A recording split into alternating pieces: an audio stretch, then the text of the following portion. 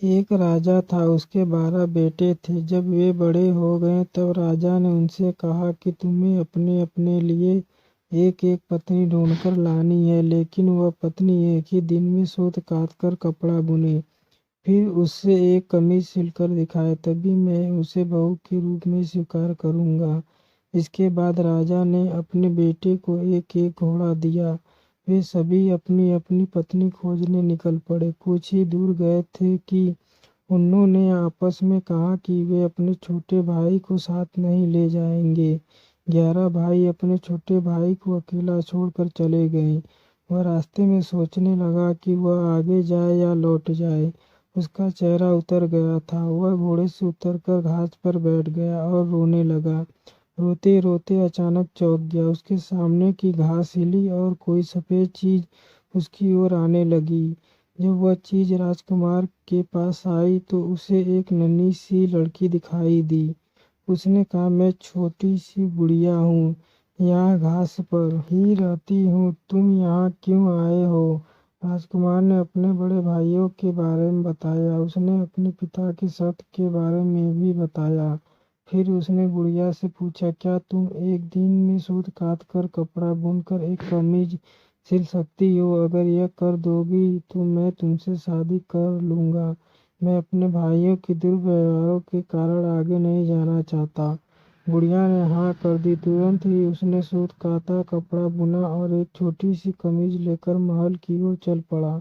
जब वह महल में पहुंचा तो उसे शर्म आ रही थी, क्योंकि कमीज बहुत छोटी थी। फिर भी राजा ने उसे विवाह करने की अनुमति दे दी। राजकुमार गुड़िया को लेने चल पड़ा। जब वह घास पर बैठी गुड़िया के पास पहुंचा तो उसने गुड़िया से घोड़े पर बैठने को कहा। गुड़िया ने कहा, मैं तो अपने 2 चूहों के पीछे चांदी की चम्मच बांध कर उसमें बैठ कर जाऊंगी। राजकुमार ने उसका कहना मान लिया। राजकुमार घोड़े पर सवार हो गया। गुड़िया चूहे के पीछे बंधी चांदी की चम्मच पर सवार हो गई।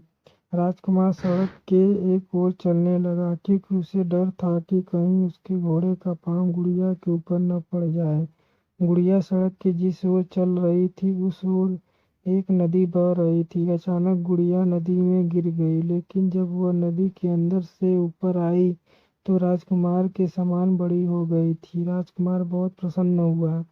राजकुमार महल में पहुंचा तो उसके सभी बड़े भाई अपनी अपनी होने वाली पत्नियों के साथ वहां आ चुके थे, लेकिन उसके भाइयों की पत्नियों का न व्यवहार अच्छा था, न ही वे सुंदर थी।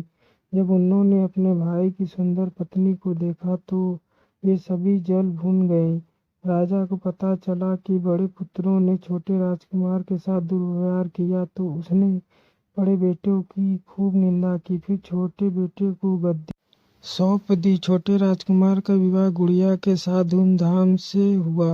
अब छोटा राजकुमार राजा था और गुड़िया रानी, दोनों सुख से रहने लगे।